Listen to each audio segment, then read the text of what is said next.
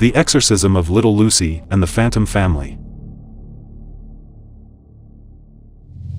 The Gillespie farmhouse, a gray stone, two-story structure, sits in 30 or so acres at the end of a narrow, meandering lane in the lake-rich countryside of County Fermanagh.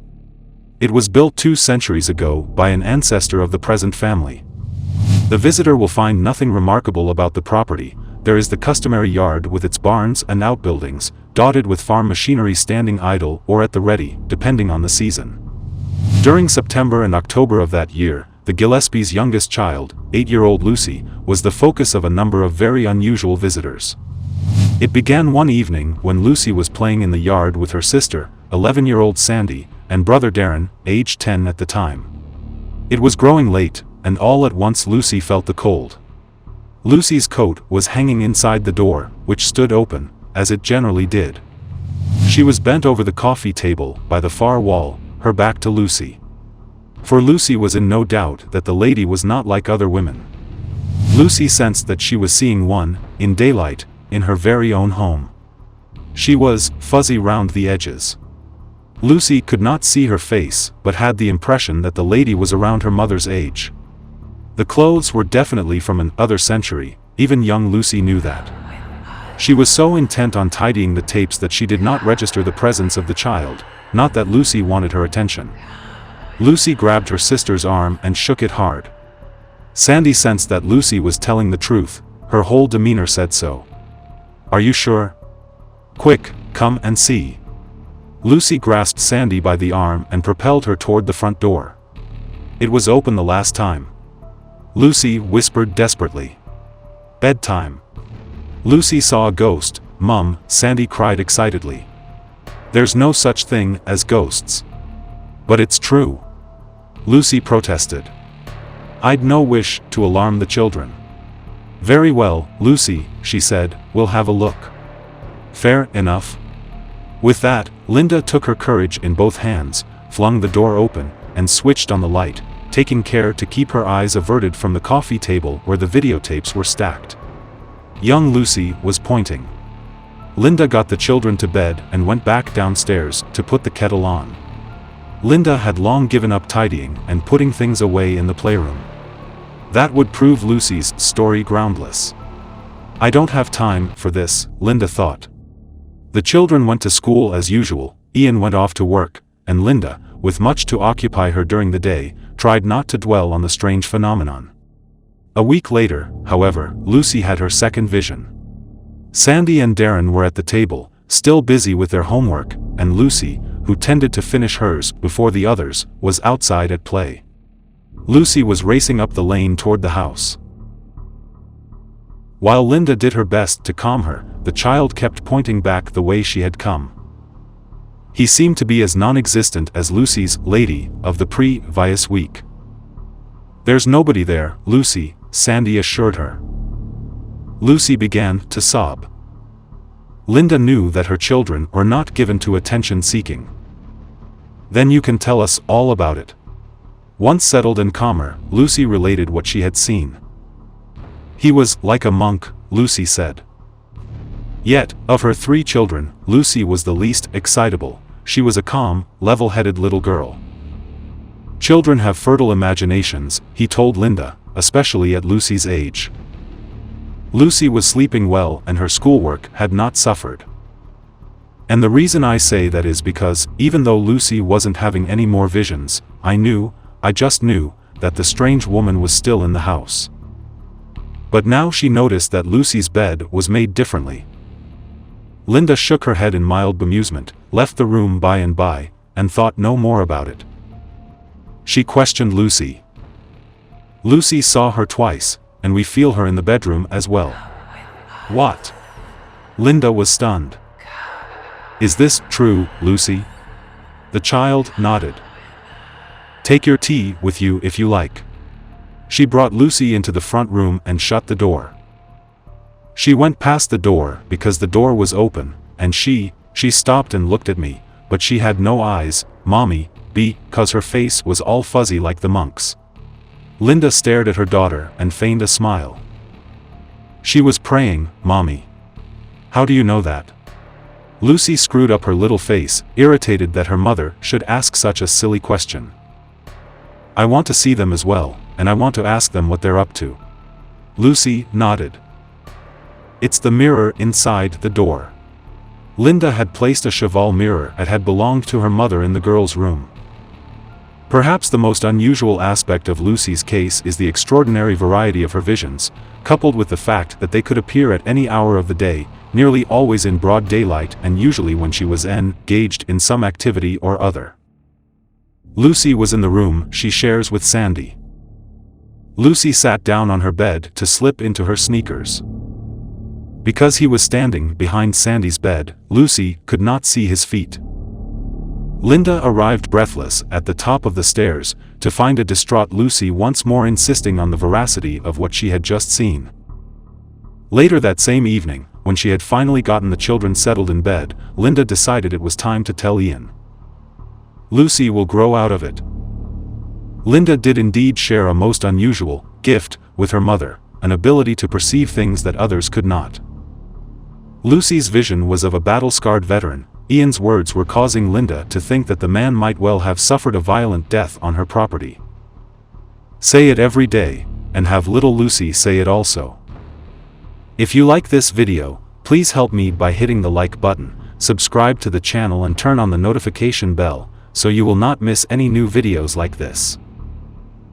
She went from room to room, downstairs first, then upstairs, sprinkling the water and urging the spirits to go to their eternal rest in the peace of God.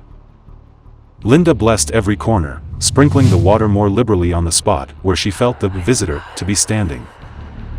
"Whoever you are, you're not wanted here."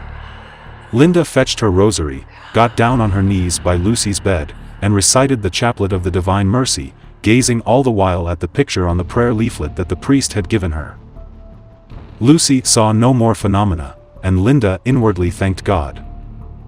3 weeks following her visit to the priest, Linda's confidence took a knock when Lucy had her sixth vision. Lucy was to experience 5 more apparitions, a fresh one appearing every other day.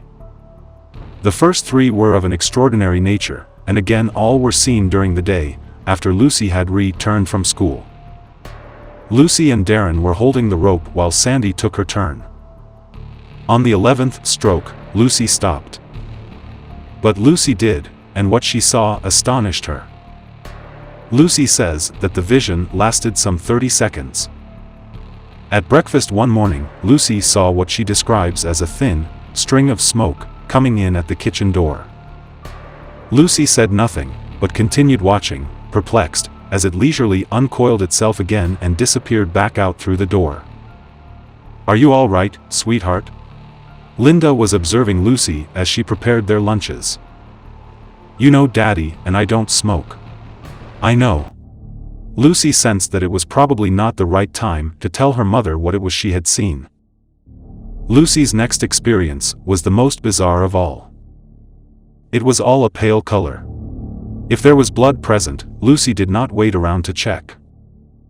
Dr. Lomax was distressed to hear of Lucy's predicament. She slipped into her parents' room and roused her mother, who made room for her in the bed. Lucy was at loose ends. Lucy felt safe. It was while Lucy was gazing at the doorjamb of the parlor that something magical occurred. Lucy was not scared, she was fascinated, and wanted to see the little girl again. She was like a wee Victorian doll, Lucy says, because she had on a pink frilly dress and, like, frilly legging things.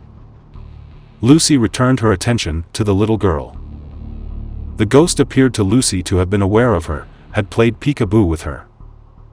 And yet, on consideration, all Lucy had observed was an apparition that seemed to be looking at her, as if the ghost were seeing her too. The question therefore arises, had Lucy not been sitting on the top stair, might the phantom child have appeared in any case and gone through the same motions as she did with Lucy?